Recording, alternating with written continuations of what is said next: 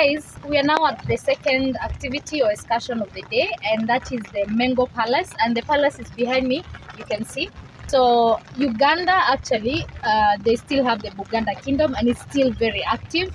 And you can see the palace is really well taken care of. You can see the manicured green grass, it's really, really beautiful. So now we just want to learn the history of this place, and we can just get to know more about the Buganda kingdom. It feels really good because I've studied this back in school when you're doing history. We learned so much about the Buganda kingdom. So it feels so good to now be able to see these things in person. Yeah. One thing that I've already picked right now is Buganda kingdom has 56 clans, and each of the clans has been named after they've selected animals or plants. So we have like a mushroom clan, there's the lion clan, there are now 56. And then one important thing is, you see, like the mushroom clan, or if your clan, you're called maybe the grasshopper clan, because Ugandans eat grasshopper apparently. So if you're called maybe the mushroom clan or the grasshopper clan, or if you come from those clans, you are not allowed to eat whatever it is that you come from. So if you like from the mushroom clan, you're not allowed to eat mushrooms. And I thought that was pretty cool. Being that I don't like mushrooms, I thought that was awesome. I would have chosen to be from the mushroom clan. But let me know, Ugandans in the house, if you're still, maybe if you're Bugandan, are all Ugandans Bugandans?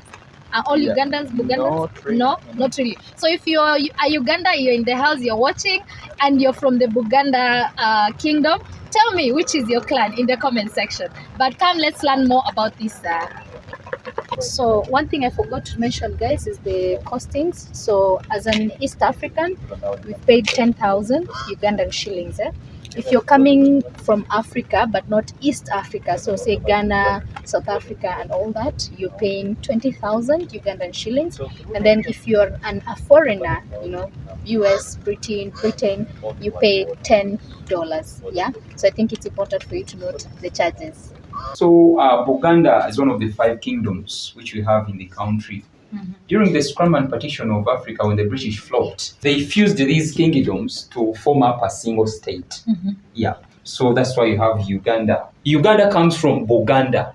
The British cancelled B from Buganda and we go to Uganda. This kingdom is one of the oldest kingdoms which you have in Africa. It has even existed over 900 years back. All those years it has had 36 kings. Today the reigning king, this man, he is the 36th king. In the pictures we normally begin with this one, King Mutesa I. He wasn't the first king, no. We have other kings before him. Yeah. But technology began with his reign. Yeah, the idea of sketching and photography. Yeah, so this was the 30th king of Buganda. He's the man who built the tombs, this man. Actually, he became the first king to be buried in the tombs. Yeah. In his will, he directed his subjects that I have to be buried in my palace. So he is very much remembered of writing a letter which called the Christian missionaries to come and teach people how to read and write. So in Buganda, the throne is from father to son, but firstborns can't succeed. Yeah, firstborns are not given that chance to be kings. Why? In the kingdom, when the king gives birth to his first boy son, the boy son is given a title to be the caretaker of the entire family, but not to be king. Oh. Yeah. So chances are given to other boys. And in the kingdom, it's not a must that the heir to the throne should come from the queen, the official wife. Even a concubine can give birth to the heir of the throne. Even if the queen has many boys, and the king has a favorite son from the concubine, that son can so take the king is the one to select the heir. Yes. Oh, okay. Like this man. Yeah. He wasn't a son from the queen, but he was the dearest son to King Mutesa. So in his will he said, Ronald, my dearest son, will be my successor. Wow. Okay. Yeah. This is the Epic Palace for the king. We have had only 3 kings who have been sleeping here, though the current one he doesn't. The reasons why the current king he can't sleep here is due to the bad history and the memories attached on this palace. This palace was once attacked in 1966 by Idi Amin, who was sent by his prime minister called Milton Obote. When Idi Amin attacked here, a number of Ugandans were killed. Yeah. Even when he became the president, Idi Amin continued using this palace as a military barracks. He even built an armory, which we are going to see later, where he killed thousands of Ugandans, those whom he suspected to be against his government. Yeah. So the king uses this palace as his office. He always comes here when he has a visitors to meet. After meeting them, he proceeds out. So this place has been receiving some minor modifications. Yeah, up to date. When you look at it, the fashion is for the British. Yeah, you can see that. Yeah, so we are going to proceed out. We're going to see the Royal Mile. Idi Amin's gun, then we slope down. This is Idi Amin's gun. This machine. Idi Amin, when he became the president of Uganda in 1971, Idi Amin was a good friend to Colonel Muammar Gaddafi of Libya. They were close friends. Idi Amin, when he heard rumors that Obote, his former boss, who went to Tanzania, is mobilizing forces to come back and fight him, Amin ran to his close friend Colonel Muammar Gaddafi and he collected some support of military troops. And this was one of them. Gaddafi was a good ally with the Soviets. So the machine crushes itself from the Soviet Union and the tires from East Germany. Yeah, so this is a present from Gaddafi to Idi Amin. So we have these vehicles here. These vehicles belong to King Mutesa. King Mutesa, the first constitutional president of Uganda. This man was so social, actually was so popular because he was same time the king, same time the president of Uganda. So in the late 50s, he was recognized to be one of the richest men in Africa. He used to drive good vehicles. But when Idi Amin and Obote attacked the palace, they made sure that they destroy much of his property due to the anger and jealous they had on him. Many of his cars were burnt, others were even smashed using tractors, and they were even buried in the ground. These were just retained from where they were thrown and they were all stacked here. So this place actually was hidden. Nobody could notice what was taking place here. When he became the president, Idi Amin hired Israelis. Israelis are known to be good architects. They are very, very good builders.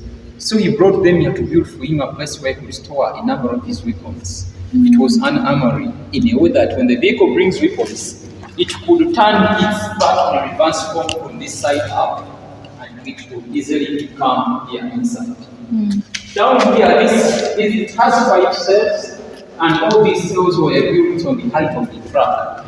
The truck would easily park here, and it could offload in the sides. It could open up easily. So these cells also had a sliding gate, which you can still see up. Used it for storage purposes for only 8 months. We are underground. That's why you see water tries to drizzle from the ceiling and it comes down. We've left the level of land up. This floor where we are standing, when it was time to be a torture chamber, this floor was filled with water. You can still see this water when you look here. The line is still visible, and this water was electrified. Yeah. They could arrest you wherever you are, turn your arms at the back, blindfold you, pack you in the boot of the car. They drive you around the town for some 2 hours to mentally confuse you so that when you reach here, you cannot tell where you are. Ugandans who died from here, they thought that they were far away from Kampala. Yet they were still in Kampala. This made them unable to escape. Idi Amin and Obote, they mostly killed men, because in Africa, men are frontliners in politics. Women are maybe are coming in this generation. So they could bring you here, blindfold them, they make you stand in this water, they switch on powers, they switch it off, to torture you and extract out what they want from you. After you speaking, some men, they immediately die because of electric shock. After you speaking, they force you to climb one of the cells. These cells were also enclosed. When you manage to jump from one of the cells, you couldn't escape the electrified water. When they bring fresh ones and find any weak one inside, they bring out the weak one, put you in the water, they serve back the fresh ones. These men, for them to stand in the water, they first disconnect the power. That's what they did most. So they could put over 100 men in one cell. These men could die of suffocation, serious torture, and hunger. The Israelis built this place purposely for storage, so they never gave it good ventilation. Oh my God. So they didn't allow anyone to leave this place when they were alive. Actually, many of them were even shot in the head. They could shoot you in the head. That's very ruthless. We have some stray bullets here. We look here. This was a bullet. We have even others up at the extreme end. Those 3 holes. They could shoot you in the head and do not allow you to take out the information of what is exactly here. So when the bodies accumulated here, they could pack them in the lorries. Many bodies were dropped on the roads to scare people from rioting. Other bodies were buried in the mass graves. Up to date, some mass graves have not been yet identified. Other bodies were thrown in Lake Victoria and eaten up by the Nile crocodiles, others in River Nile and eaten up by the Nile perch. Yeah. Uganda became insecure. People flocked to countries like Kenya, Tanzania, South Africa. That was Uganda. This is one of the reasons why the king can't sleep in his palace due to the bloodshed which took place here. Yeah. So two presidents used this place. Idi Amin was overthrown in 1979. Then Obote came back. So Obote continued using this place for the same thing as revenge for Idi Amin's men. Nobody knows the right number, but it is estimated to be like 25,000 Ugandans who lost their lives here. Idi Amin had many torture places. This is just one of them. Since Uganda is a developing country, many of them have been destroyed. Some are now business centers, you can no longer see them. This has been preserved to serve as an educational purpose to the young generation and to serve as a tourism product. That's why it is here. Nothing good comes easier. Yeah. Because you guys right now are enjoying, a safe kingdom, safe country. You could have your own challenges as a country, we all do, but at least there's peace and security now. Yeah. But someone had to die for that to happen. It's really sad. So this marks the end of our tour of the Mengo Palace.